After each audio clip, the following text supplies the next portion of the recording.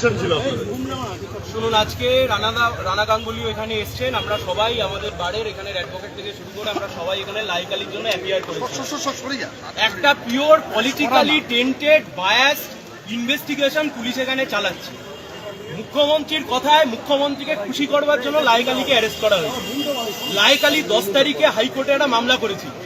11 তারিখ তার কপি এসে বারাইপুর থানায় এসে পৌঁছায়। ঠিক 12 তারিখ কোনো একজন ব্যক্তিকে দিয়ে আরেকটা কমপ্লেন করিয়ে ঠিক সেদিনকে তাকে অ্যারেস্ট করানো হয়। তদন্তের নামে প্রহসন চলছে। ঠিক আগের জামানায় যা চলতো তার ভাবশিষ্য হিসেবে একই কাজ এখানে ওনারা করছেন। আমার ভূমিকা কি গোটা ঘটনায়? ভিডিওতে দেখা যাচ্ছে আমি থানার পুলিশকে সাথে নিয়ে আমি মবকে বরং কন্ট্রোল করছি, আমি সেখানে মবকে থামাচ্ছি। আমার নামে আপনি একটা পলিটিক্যালি মোটিভেটেড বায়াসড ইনভেস্টিগেশন চালু করে দিলেন। 3-3টে এফআইআর হয়েছে। আমরা আমাদের সাবমিশনে বলেছি, এখানে রানাদাও রয়েছে, আমরা আমাদের সাবমিশনে বলেছি কতগুলো এফআইআর করবেন। আইনের ধজিয়া উড়িয়ে রেখে দিয়েছে। গোটা কোর্ট চত্বরকে একটা মব অ্যাটাক করবার জন্য সেখানে দাঁড় করিয়ে রেখেছে। কি ছুড়বেন? ডিম ছুড়বেন। অ্যাকিউজ নিরাপদ নয়, অ্যাকিউজদের কাউন্সিল নিরাপদ নয়। This is rule of law. 2 মাস হলো ক্ষমতায় এসছেন, রুল অফ ল বলে কিছু দেখেছেন আপনি? শুধুমাত্র একটা সিপিআইএম এর লিডার, সে সেখানে ভোটে দাঁড়িয়েছিল। আপনি উদ্দেশ্য প্রণোদিত ভাবে আপনার মনে হয়েছে আপনি বিভিন্ন রকম ভাবে চাপ সৃষ্টি করে একটা নতুন করে পুলিশ কমপ্লেন করে তাকে আপনি অ্যারেস্ট করালেন। কখন? আপনি জানেন যে সময়তে হাইকোর্টে মামলাটা উঠলে সে একটা প্রোটেকশন পেয়ে যেতে পারে। আমরা আমাদের সাবমিশন করেছি, উনি রিজার্ভ রেখেছেন, কিন্তু এটা সম্পূর্ণভাবে রাজনৈতিক উদ্দেশ্য প্রণোদিত একটি মামলা, যে মামলা করে সিপিআইএম নেতা লাইকালিকে গ্রেপ্তার করা হয়েছে। পলিটিক্যাল মস্তিষ্ক প্রসূত আমি একটু বলছি, অবশ্যই পলিটিক্যালি মস্তিষ্ক প্রসূত মুখ্যমন্ত্রী বলছেন। ধর্ষণের ঘটনাকে সুপারসিড করবার জন্য গোটা বিষয়টাকে কমিউনাল অ্যাঙ্গেল দিয়ে হিন্দু মুসলিম করার চেষ্টা করছে। আমার ভূমিকাটা কি? আমি পুলিশকে সাথে নিয়ে গিয়ে মবকে কন্ট্রোল করেছি, এটা আমার দোষ?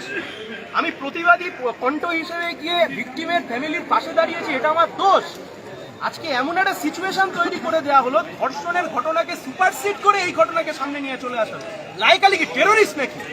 আপনি যা পুলিশের আয়োজন করেছেন, যা পুলিশের বন্দোবস্ত করেছেন, এই কাজ যদি ঠিকমতো করে করতেন তাহলে বাচ্চা মেয়েটা রেপ হয়ে খুন হতো না, তার পরবর্তী ঘটনাগুলো ঘটতো না। আমি একটা কথা বলি, ভারতবর্ষের আইনটা খুব পরিষ্কার। একই ঘটনায় ইতিমধ্যে 4টে মামলা, একটা পক্সোকে, আর এর বাইরে একটা মব লিঞ্চিং, একটা হয়ে গেছে, মার্ডার কেস, পুলিশকে মারা, এসব হয়ে গেছে। তাহলেও দ্বিতীয় এফআইআর সেই ঘটনায় আরেকটা এফআইআর হয় না।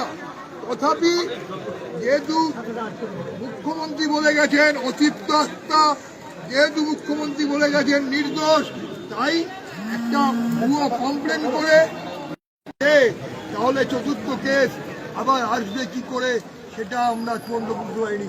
আইনে এর কোনো ব্যাখ্যা নেই। এটা গায়ের জোরের বিষয় হচ্ছে, এটাই হচ্ছে মস্তিষ্ক প্রসূত, এটাই হচ্ছে রাজনৈতিক ভেন্ডাটা। এটাই আমরা সাধারণত বলেছি এবং বলেছি।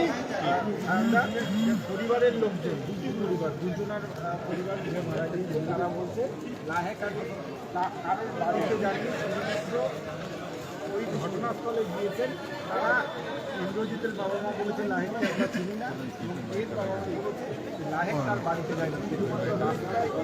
গন্ডগোল পাকানোর জন্য গিয়েছে, এটা কিন্তু রাজনৈতিক 27টা ধারায় মামলা রুজু করেছে। 27টা ধারা। রেল লাইন উপড়ানো থেকে পুলিশকে মারধর করা, আমি নাকি পুলিশের কয়েদি ছাড়িয়ে নিয়ে চলে গেছি, ফরওয়ার্ডিং এ লিখেছে। হাস্যকর বিষয় তৈরি করছে রাজ্যের বুকে পুলিশ প্রশাসন। সেটাই তো বললাম আপনাদেরকে যে আমার একমাত্র দোষ, আমি প্রতিবাদী কণ্ঠ হিসেবে, আমার দল সিপিআইএম, আমি তার নেতা হিসেবে প্রতিবাদী কণ্ঠ হিসেবে আমি